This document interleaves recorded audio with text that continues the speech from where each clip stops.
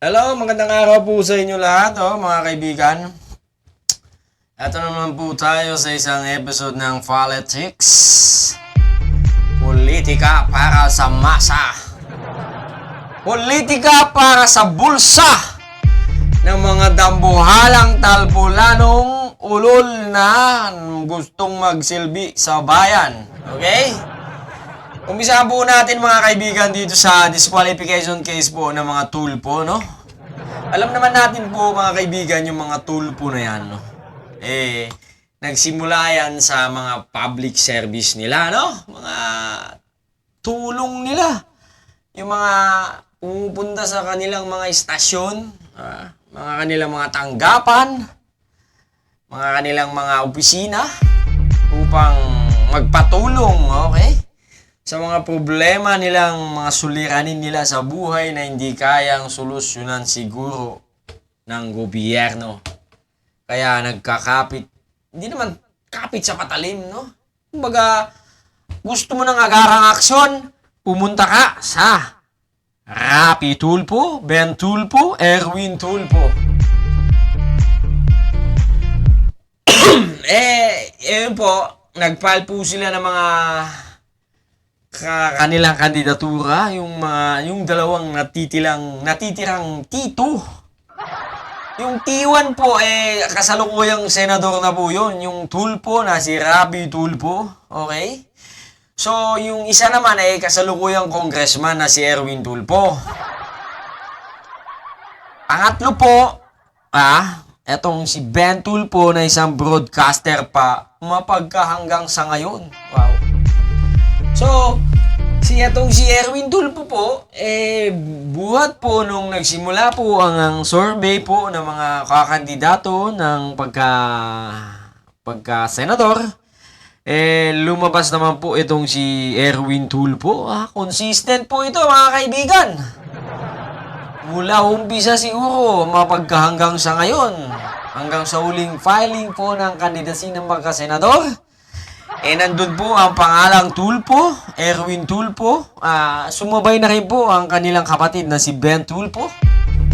Siguro, nalaman po na lahat, baka bubuhay dito, di ba? Siguro naging magandang trabaho ni Erwin Tulfo sa Senado. So, hinahanap nila ang serbisyong Tulfo sa Senado. So eto, binitbit po nila ngayon, mga kaibigan, etong si Erwin Tulfo at Ben Tulfo sa Senado. Kasalukuyan pong namamayagpag po sila sa mga survey. Consistent po yun, mga kaibigan, mga kaibigan, consistent. Mula umpisa at consistent po sa lahat ng survey company. Maging Facebook, maging SWS, Okta Research, at ano ba yung iba? Hindi ko na alam So, panoorin po natin to kasi nagkaroon po sila ng disqualification case at alamin po natin mga kababayan kung sino po ang nag-file, ng file ng disqualification case po sa mga tulpo Hindi lang po isa, kundi 5 po sila mga kaibigan na pinailan po ng kaso. Panoorin po natin kung sino po ang may kagagawa ng hampas lupang hinayupak na yon.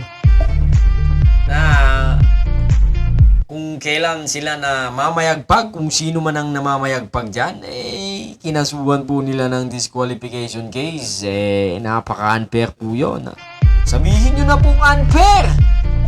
Ako po makatulpo talaga mga kaibigan. So panoorin natin to Ito paliwanag po ni Chairman Jules Garcia. Siyempre, let's watch this. Iraraffle ngayong araw ng Commission on Elections o COMELEC ang petisyon na kanilang natanggap kahapon laban sa 5 miyembro ng pamilya Tulfo. Ito ay para malaman kung alin sa 2 dibisyon ng komisyon ang hahawak sa naturang kaso. Layo ng petisyon na naidiskwalipika ang kandidatura ni na ACT-CIS Representative Erwin Tulfo at Ben Tulfo na kapwa kandidato sa pagkasenador. Gayon din ang kapatid nitong si Wanda Tulfo Teo na nominee ng Turismo Party List at ang re-electionist na asawa at anak ni Senator Raffy Tulfo. Ayon sa petitioner, disqualified ang mga ito sa ilalim ng Article 2, Section 26 ng Saligang Batas na nagbabawal sa political dynasty, gayon din sa issue ng pagiging natural-born citizen o citizenship. Sinasabi po niya na ito ay pinagbabawal ng saligang batas natin and therefore dapat hindi payagan sapagkat yung pong mga tumatakbo ay related sa isang incumbent na senador, si Senator Raffy Tulfo. Meron din po nabanggit na isang paragraph doon patungkol sa issue ng citizenship. Ayon kay COMELEC Chairman George Erwin Garcia, dadaan sa isang normal na proseso ang kaso ng mga Tulfo. Pagkatapos na mairaffle ang kaso, maglalabas ng summon ang dibisyon para sagutin ng mga respondent ang reklamo. Kaagad na mag-i-issue yung naturang dibisyon ng summons na tinatawag upang pasagutin sa 5 araw ang mismong mga respondents para doon sa kanilang hinaharap na disqualification cases. Kapag nakasagot na ang mga respondent sa loob ng 20 araw, ay inaasahang maglalabas na ng desisyon ang dibisyon. Tiniyak ni Garcia na tatapusin nila ang kaso bago ang halalan sa Mayo hanggang sa Ant-Bank level.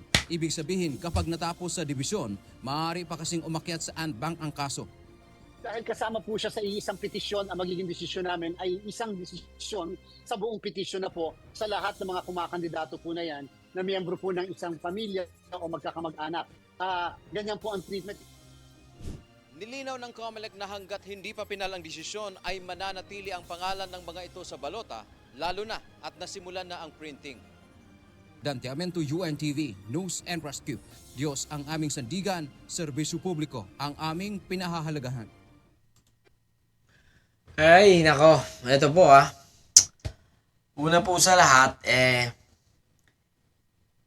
alamin po, sino ba nag-file, no?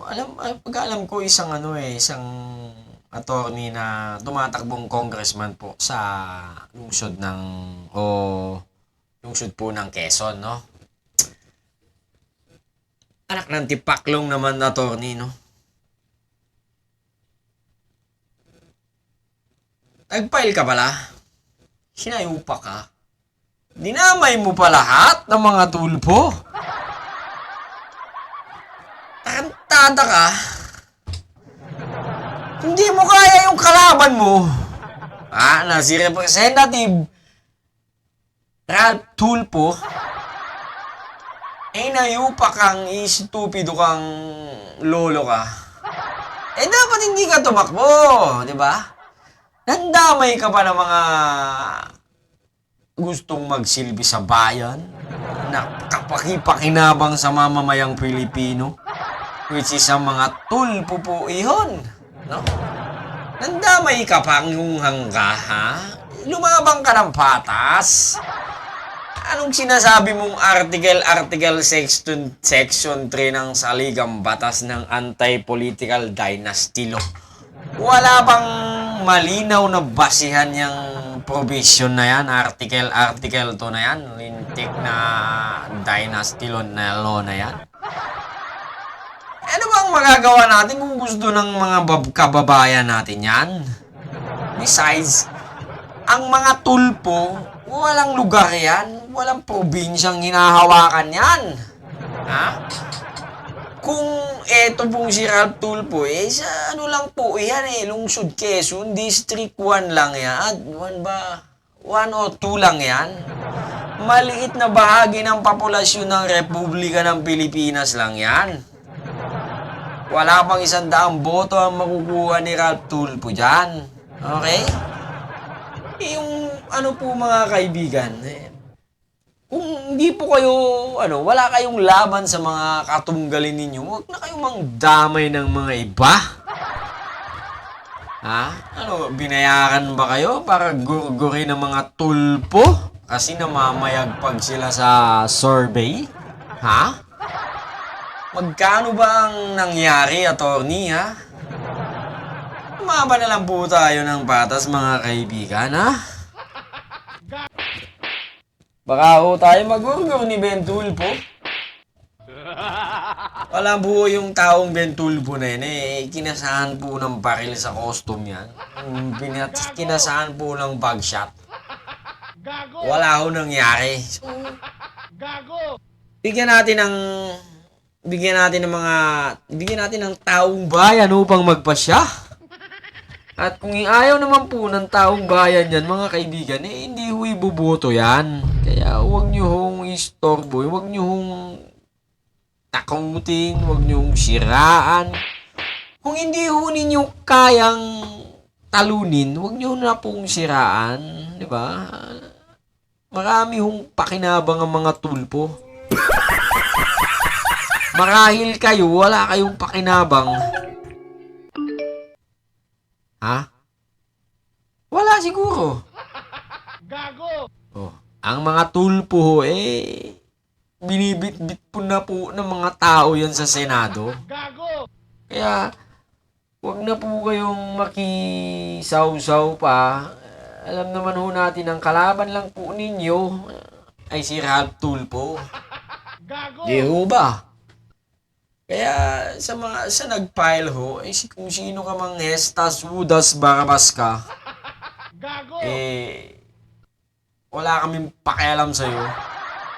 Hanggat wala pang malinaw na batas pagdating sa anti-political dynasty. Oh, wow ah. Election lawyer na to ah. Wala ka hong pakialam dyan ha. At hayaan mong magsilbi ang mga Tulfo brothers dyan sa ano na yan. Kung gusto mong sampahan ng disqualification case, yung kalaban mo lang. Inayupa ka. Sino ba tong attorney hinghang na to, ha? Gago talaga. Yung nandamay ka pang hinayupa ka. Ha? Aalagwa na eh. Bentulfo, Bentulfo. T3 na eh, T3. T3 sa Senado, Rapi Tulfo, Ben Tulfo, Erwin Tulfo. Paparating na po ang T3 sa Senado. Diba? Kung sino ka mang Hestas, Judas, Barabas kang punggol kang nag-file, tigil-tigilan mo yan at lalo kang masisira sa mga tulpo niyan. Lalo kang masisira sa taong bayan ng lungsod Quezon. Di ba?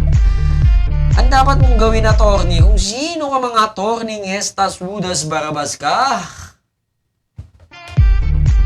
tigil-tigilan mo yung hinayupa ka, ha? So, nananawagan po kami sa Comelec, ha? Taong bayan na po ang nagsasalita sa pamamagitan ng consistent na number 1 survey ni Erwin Tulfo. Pumapangalawa naman si Ben Tulfo. Nananawagan kami sa Comelec na inyo na pong ibasura ang disqualification case po ng mga Tulfo nang umaalagwa na po ang T3 sa Senado. Yun lamang ho, hanggang sa muli. Adios!